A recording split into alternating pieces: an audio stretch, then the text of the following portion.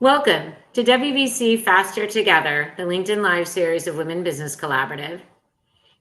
Happy Women's History Month, and I'm Gwen Young, the CEO of WBC. And today I'm excited to hear from Sherry Deutschmann, the CEO and founder of BrainTrust and LetterLogic, and an award-winning author of Lunch with Lucy, Maximize Profits by Investing in Your People. And I'm joined today by my fabulous co-host and WBC champion, Linda Peak-Schacht, who's an author, executive coach, and one of our key leaders across the community. So for those of you who don't know, WBC is an unprecedented alliance of over 80 organizations focused on driving equity, DEI, and women's leadership across business, and hundreds of business leaders building a movement to achieve equal position, pay, and power for all women in business. Through collaboration, advocacy, action, and accountability, we are mobilizing thousands to create momentum and accelerate the pace of change. As well, WBC lives its commitment to DEI, and members of our staff, our board of directors, and WBC champions include more than 34% people of color. And every single one of our 4 action initiatives has DEI goals for 2025 and 2030. So please check the chat for our action initiatives, which are focused on women CEOs in the C-suite, women on board, women investors and entrepreneurs, and women in STEM. And it is through these action initiatives that we aim to accelerate change. And also join our movement at wbcollaborative.org. So each week in this series, we offer different ways to advocate change and accelerate impact by presenting data, research, and best practices, by lifting up the power of women's voices for change, and by showcasing leaders committed to allyship, inclusivity, and driving corporate purpose across the business landscape. So without further ado, I'd like to turn the conversation over to Linda to introduce our speaker and begin our conversation. Well, thank you, Gwen. I am so excited today to be able to have a conversation with Sherry Deutschmann, my friend, who is a serial entrepreneur, author, and passionate advocate for women-owned businesses. She's the founder and CEO of LetterLogic, a company she grew to $40 million and sold in 2016. It was named to the Inc. 5000 fastest growing privately held businesses 10 consecutive years. She's been featured in the New York Times, Forbes, Inc., and Fast Company, and honored by President Barack Obama as a White House champion for change. In 2019, she founded BrainTrust, a company dedicated to helping women entrepreneurs grow their businesses. Her mantra for BrainTrust, women faster, further together, is simpatico with all we do here at the WBC. So Sherry, welcome, and let's get started. Thank you. It's just a joy to be with you today, Linda. Thank you. Well, first, let's start at the beginning. Your journey to becoming a wildly successful entrepreneur. You're a single mother living in North Carolina, and you decide to move to Nashville for a very specific reason. Tell us about those early years. Well, that's embarrassing, but I moved to Nashville because I thought I was going to be a star. I was a singer, I thought, until I heard some real talent in Nashville. I actually came out first and was on a show called You Can Be a Star, which was kind of like the precursor to The Voice and American Idol. And I came in 3rd place on a show that had 3 contestants. So I came in last place and still thought I had the goods, and moved to Nashville with no money, no education, no skills, no nothing, just my daughter and me trying to make a living. And until I moved here, the only jobs that I'd had were in cleaning. So I had a route where I cleaned gas station bathrooms, which is a pretty nasty job. That's really amazing. So you came in and you started working in sales, and you wound up as a successful sales executive, but in a company and with a boss who was the catalyst for you starting your own company. What was that aha moment, and how did it shape your philosophy of empathetic leadership? Well, I was had a background that was uniquely suited for sales, in that I grew up as a Jehovah's Witness, learning how to knock on doors. And so when I moved to Nashville and decided I had to get a real job, that I wasn't going to make it as a star, I worked in a series of jobs that were around healthcare, and I became vice president of sales for a company in the healthcare revenue cycle space. But our service was so poor that I would sell a new account and we would lose an account, and I would sell 2 accounts and lose. And I just couldn't affect change. And so it seemed like my boss wasn't really that concerned. The company was making money. And so I set out for myself to figure out why we kept making these mistakes. And our problems were mostly simple human error. It was, carelessness.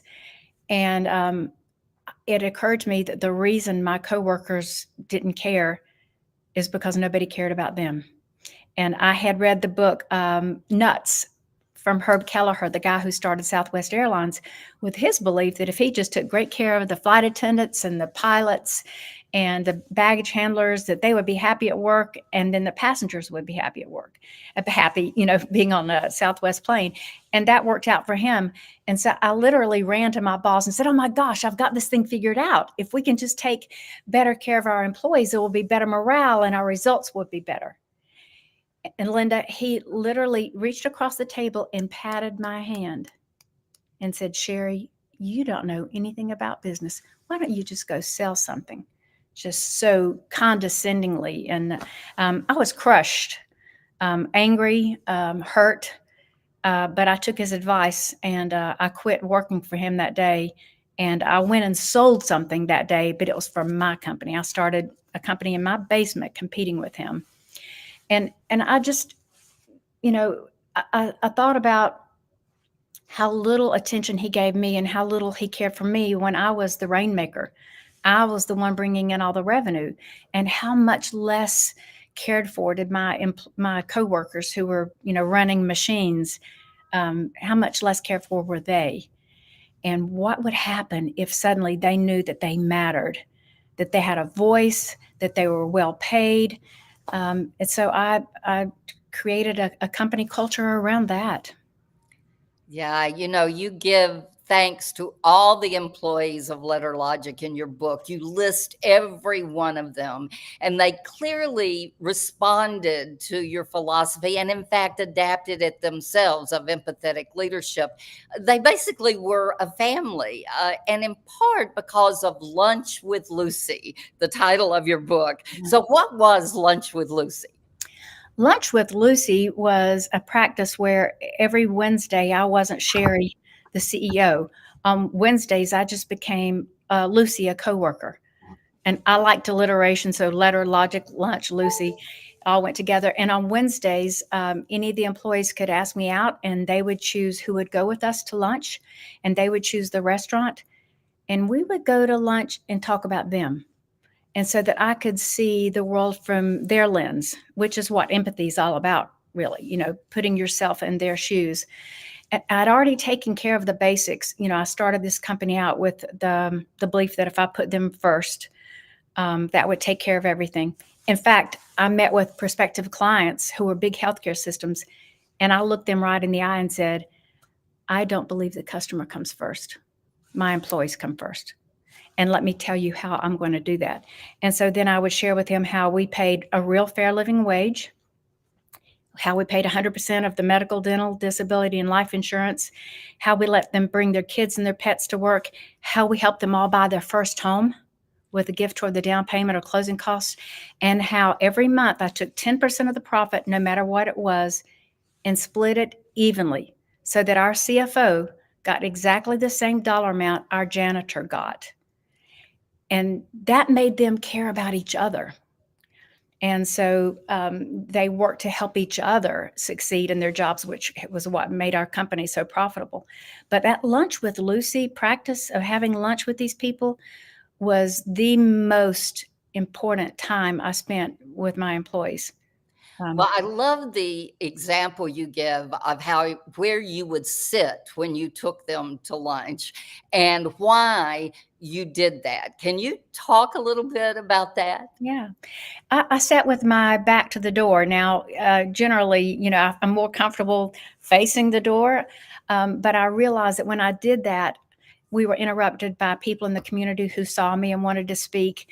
And before, just 15 minutes into it, the lunch would be about me. It wouldn't be about this other person.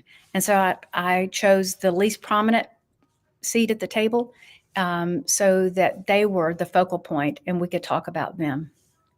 That's great. I had to question as I was reading the book, have other companies adopted what you've done? And is that part of what you're doing with BrainTrust? Tell us now, after you sold the business, why and how you decided to start BrainTrust, and tell us about its successes. Well, quite a few companies have taken up my profit sharing model, which involves total transparency and sharing your financials with your employees, giving them the P&L and letting them understand how the company makes money, and then every month giving 10% back to them. But I started BrainTrust because I was a member of EO, which is the Entrepreneurs Organization, and WPO, the Women's Presidents Organization, both of which are peer learning groups for entrepreneurs. But you can't join until you get to $1 million in revenue. And less than 2% of women ever get to $1 million in revenue. Only 7% of men ever get there. And so that leaves this huge group of people who need other people to help them grow their businesses. And I did it because I wanted more women to feel what I felt. It wasn't just, reaching financial independence and, frankly, real wealth, but it was the influence that came from the success of a business. Like that framed picture behind me, a letter, that's my letter from Barack Obama naming me a White House champion of change. And that was right after I'd addressed Congress on why the minimum wage should be increased. And that didn't come about for any reason other than I had a successful business that gave me a platform, that gave me a megaphone, really. And I want more women to experience that. And they're not going to experience that unless their businesses are successful. I tell them often, you can't do good until you're doing well. So let's focus on having your business do well, and then you can do more good in the world. So BrainTrust is a peer learning organization for women entrepreneurs. We now have about 200 members in Nashville, and we are close to choosing Charlotte, North Carolina as our next city. So if you're in Charlotte, give me a call, because our members grew their revenue last year by over 227%. We have had 50 of the women in Nashville. When you think about only 2% of women ever getting to $1 million, our membership in Nashville is almost 50 women who are from $1 million to 30 million. That is amazing. It is working. Well, tell us about this concept of the vault and the peer-to-peer learning, and what you bring, because you're so inspiring, what you bring to each of these vaults. Well, I don't bring anything to them except teaching them the process, because they're on their own. They don't spend much time with me. In fact, I think there's some members now who I haven't even met, and I probably won't meet for a while. But we call each group of 7 women a vault, because a vault is a place that holds great value, and it's also a safe place for your valuables. And so women can come in and share their biggest problems and their biggest opportunities in full confidence, and then not through advice given, but through experience sharing, leaning into our lived experiences, help one another overcome the challenges and make better choices moving forward. And the process absolutely works. That's great. Well, you're involved in another thing that's really working, and that is the Show Her the Money film. Can you tell us a little bit about that? Yes, it's so exciting. This is a documentary about the plight of women getting funded. So in the U.S., women get less than 2% of venture capital. And this is so critical, even though the data shows that we produce a much greater ROI for investors. Boston Consulting Group has done an incredible study about how we are a much better bet, and yet still we can't get investors to fund our companies. And so this film, I'm an associate producer, which basically means I wrote a check.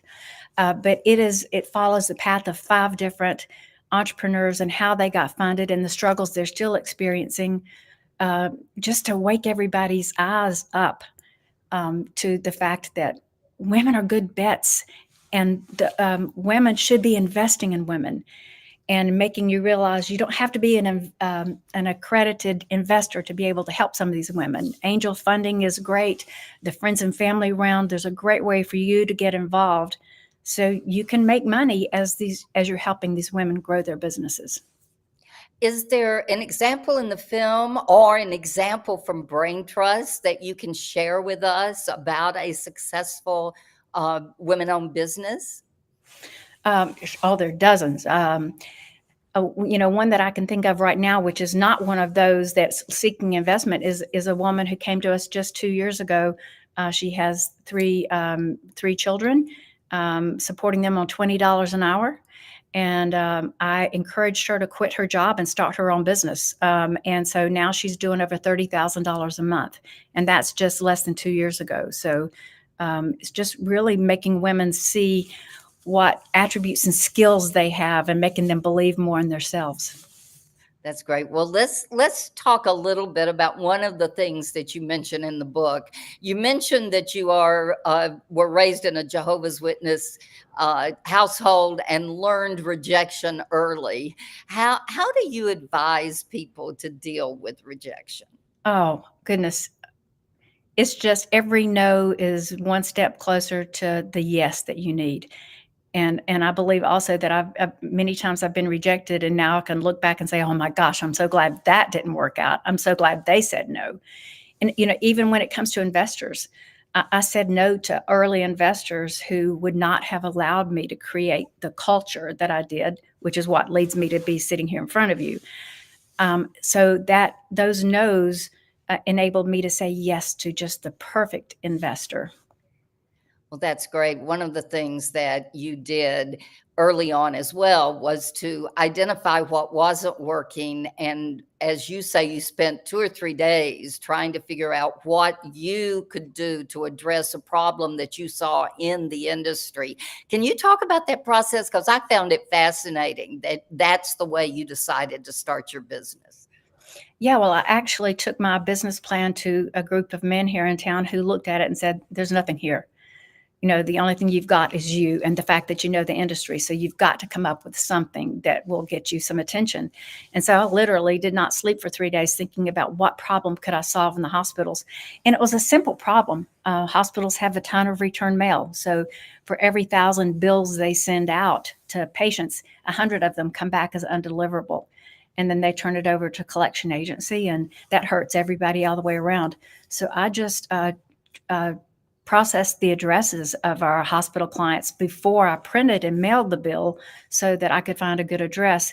And I told the hospitals, I will guarantee delivery or your money back. And that's really what got us started, that one unique idea that opened the door. And then it transitioned probably by year 2, where 85% of our sales were culture sales, where hospitals were choosing us because of our empathetic culture and not because and we were the most expensive in the nation, but they still chose us because they believed in our culture. Well, that leads me to one of my last 2 questions. And the first one is, what words of advice do you have to someone who wants to become an empathetic leader? To literally put yourself in the shoes of the person, not literally put their shoes on, but visualize yourself living in their circumstances, living on the pay that you give them. How would your life change if you were paid what you pay your people? And if you lived where they live, and if your kids went to school where their kids go to school, and how does that change your perspective on how they should be treated? And nothing bad can come from you developing empathy and being able to see the world through the lens of another person. There's only good that can come from that. But that makes me want to stop right here, but I have one more question. Okay. That final bit of advice that you have for women business owners. You have helped so many. You are successful yourself. What advice do you give them to take with them every day? You don't know what you don't know. But if you surround yourself with other people who are on the same path building a business, And like in our groups of the vaults, somebody in that group knows what you need to know, knows what you don't know. So learning from peers, if you don't have a group, find a group of other business women owners who can help you navigate, because they can see the blind spots that you can't see. Women helping women. That is terrific. And it's what we're trying to do here at WBC.